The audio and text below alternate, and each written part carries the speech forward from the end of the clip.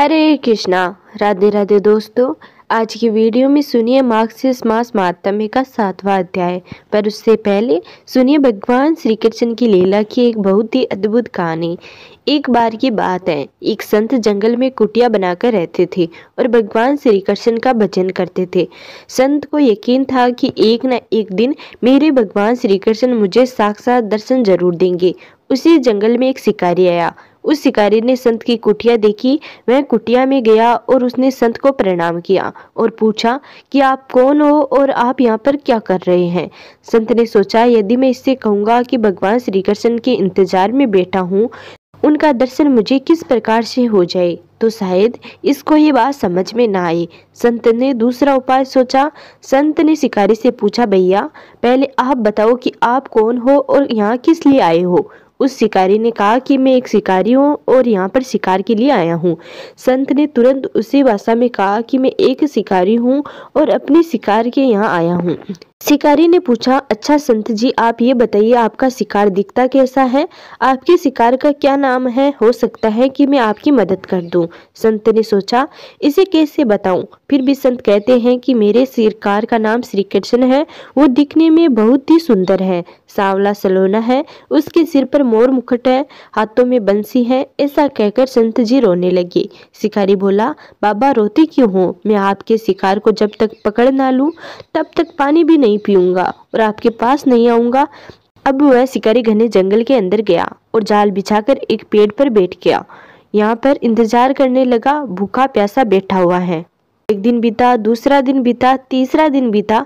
भूख प्यास से शिकारी को नींद भी आने लगी। बाकी बिहारी को उस पर दया आ गई। भगवान उसके भाव पर रीझ गए। भगवान मंद मंद स्वर से बांसुरी बजाते आए और उस जाल में खुद ही फंस गए। जैसे ही शिकारी को फंसे हुए शिकार का अनुभव हुआ, वह तुरंत ही नींद से उठा और उस सांवरे भगवान को देखा। जैसा संत ने बताया था, उसका रूप हूबहू वैसा ही था। अब वह जोर जोर से चिल्लाने लगा, मिल गया, शिकार मिल गया। शिकारी ने उस शिकार को जाल समेत कंधे पर बिठा लिया और शिकारी कहता हुआ जा रहा था कि आज 3 दिन के बाद मिले हो, खूब भूखा प्यासा रखा, अब तुम्हें मैं छोड़ने वाला नहीं हूँ। शिकारी धीरे धीरे कुटिया की ओर बढ़ गया था। जैसे ही संत की कुटिया आई तो शिकारी ने आवाज लगाई, बाबा बाबा। संत ने तुरंत दरवाजा खोला और संत उस शिकारी के कंधे पर भगवान श्री कृष्ण को जाल में फंसा देख रहे थे। भगवान श्री कृष्ण जाल में फंसे हुए मंद मंद मुस्कुरा रहे थे। शिकारी ने कहा, आपका शिकार लाया हूँ, मुश्किल से मिला है। संत के आज होश उड़ गए। संत शिकारी के चरणों में गिर पड़े। संत आज फूट फूट कर रोने लगे। संत कहते हैं, मैंने आज तक आपको पाने के लिए अनेक प्रयास किए प्रभु, लेकिन आप आज मुझे शिकारी के कारण मिले हो। भगवान बोले, इस शिकारी का प्रेम तुमसे ज्यादा है, इसका भाव तुम्हारे भाव से ज्यादा है, इसका विश्वास तुम्हारे विश्वास से ज्यादा है। इसलिए आज जब 3 दिन बीत गए तो मैं आए बिना रह न पाया। मैं तो अपने भक्तों के अधीन हूँ और आपकी भक्ति भी कम नहीं है संत जी। आपके दर्शन के फल से ही मैं इसे 3 दिन में ही प्राप्त हो गया। इस तरह से भगवान ने खूब दर्शन दिया और फिर वहां से भगवान चले गए। तो ये थी भगवान श्री कृष्ण की लीला की कहानी। अब सुनिए मार्गशीर्ष मास महात्म्य का आज का अध्याय। ब्रह्मा जी कहने लगे, हे भगवान, मनुष्य को जिस जिस पुष्प से जो जो फल मिलता है, समस्त पुष्पों के महात्म्य को कहिए। भगवान कहने लगे कि हे ब्राह्मण, जिस पुष्प से मुझको अत्यंत प्रसन्नता होती है, उन सब पुष्पों को मैं तुमसे कहता हूँ। मल्लिका, मालती, जूही, अति मुक्तिका, पाटली, करवीर, जयंती, विजया, त्वक, कणिका, चंपक, जातक, वाणा, कुंद, कचूर, अशोक, तिलक, ये पुष्प के भेद मेरे पूजन में श्रेष्ठ कहे गए हैं। केतकी के पत्र और पुष्प, भृंगराज, तुलसी के पत्र और पुष्प, यह सब तत्काल मेरी प्रीति को बढ़ाने वाले हैं। जल से उत्पन्न होने वाले रक्त, नील, श्वेत भेद के कमल मार्गशीर्ष माह में मुझको अत्यंत प्रिय हैं। हे पुत्र, मुझको वही पुष्प प्रिय है जो सुंदर तथा रूप, रस और गंध से युक्त है। मुझको बिना गंध के पुष्प भी सिवाय केतकी के सब प्रिय हैं। वाणा, चंपा, अशोक, कर्णवीर, जूही, परिभद्र, पाटल, मोलसिरी, गिरिशालिनी, विल्व पत्र, समी पत्र, भंगराज पत्र, तमाल और आंवला के पत्र, ये सब पत्र मेरे पूजन में श्रेष्ठ कहे गए हैं। वन में पर्वत में उत्पन्न तत्काल का उतरा हुआ छिद्र रहित जल से धुंधला जंतु से रहित पत्थर तथा पुष्पों से मेरा पूजन किया जाता है। वाग में उत्पन्न पुष्पों से मेरा पूजन किया जाता है। विशेष जाति के पुष्पों से पूजन करना विशेष फल देने वाला होता है। तपशील और गुणों से युक्त वेद के पारंगत पात्र ब्राह्मण को 10 स्वर्ण का दान देने से जो फल मिलता है वह फल मनुष्य माघ शीस में पुण्य दान से पाता है, तथा जो एक द्रोण पुष्प को मेरे लिए देता है उसको 10 स्वर्ण से भी अधिक फल प्राप्त होता है।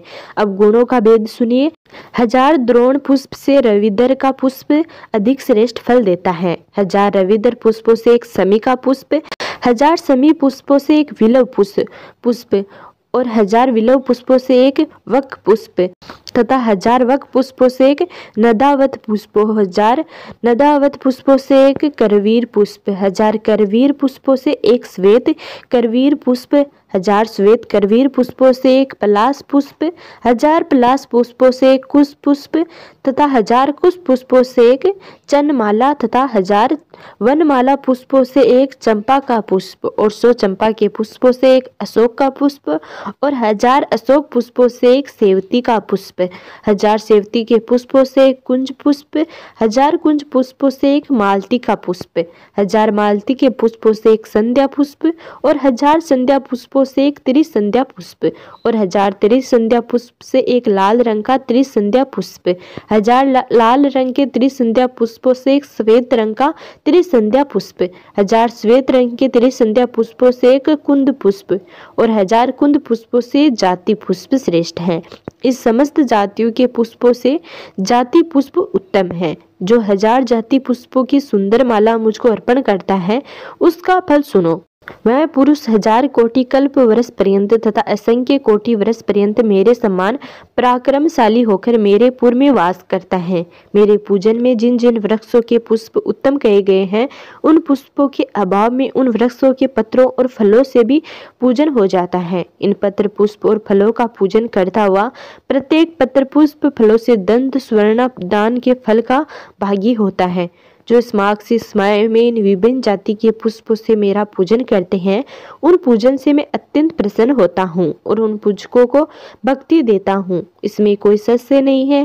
हे देवेश, मेरा वह भक्त धन पुत्र स्त्री आदि जिस चीज में की भी इच्छा होती है उन पुष्पों से प्रसन्न होकर मैं सब कुछ देता हूँ।